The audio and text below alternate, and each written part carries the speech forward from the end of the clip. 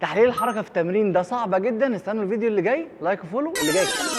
الفيديو اللي فات حللنا حركات التمرينين دول وشفنا الحركات اللي بتحصل والعضلات اللي شغاله سواء هنا او هنا. قلنا لو رجلنا الاثنين طلع كده لفوق دي بتعمل ابدكشن ودي بتعمل ادكشن، فدي ساعتها الجلوتس ميدياس هي اللي شغاله وهنا الادكتور ماسلز هم اللي شغالين، فهنا تلاقي بشد وهنا تلاقي شد. طب ايه اللي يحصل بقى لو طلعت بالحوض بتاعي اللي فوق بالشكل ده في تمرين السايد بلانك؟ هنا كده كده عضلات البطن الجانبيه هي اللي مستهدفه، لكن تعالوا نشوف ايه اللي بيحصل في الرجل بالظبط. وهنا بيحصل حاجه عكسيه تماما. هنا بدل ما دي بتعمل ابدكشن ودي بتعمل ادكشن، هنا حصل العكس. دلوقتي دي اللي بتعمل ابدكشن ودي اللي بتعمل ادكشن. يعني ايه؟ يعني هتحس بشد كبير جدا في الجلوتس ميدياس من هنا وشد في الادكتور ماسلز من هنا، وده حصل لان رجلينا نسبه وتناسب مع الحوض بتاعنا. هنا دي بعدت كده اهو بعيد عن الجسم، فهنا الرجل دي كانت قريبه كده من الجسم ولكن هنا بعدت، فاكني عملت ابدكشن بالظبط. فالرجل دي اكني بالظبط جيت هنا اهو وقمت بعيدها كده اهو. اما الرجل اليمين نسبه وتناسب مع الحوض فهي يعتبر في حاله ابدكشن هنا، لكن لما بطلع كده لفوق فهي بتخش في حاله ادكشن، فساعتها هتحس بشد هنا في الادكتور ماسلز. من الاخر لو داخلين تمرين ده في الجيم هو اساسه عشان عضلات البطن الجانبيه سواء الاكسترنال او الانترنال اوبليكس، لكن هنا بقى عضلات الرجل واللي حصل فيها. فاحنا بنشرح التشريح وعلم الحركه مش عشان انت داخل قاصد تمرن العضلات دي في الجيم، لكن عشان تعرف تستنتج من كل تمرين الحركه بتاعته، وبناء على الحركه اللي حصلت تقدر تستنتج العضله اللي اشتغلت. لايك وفولو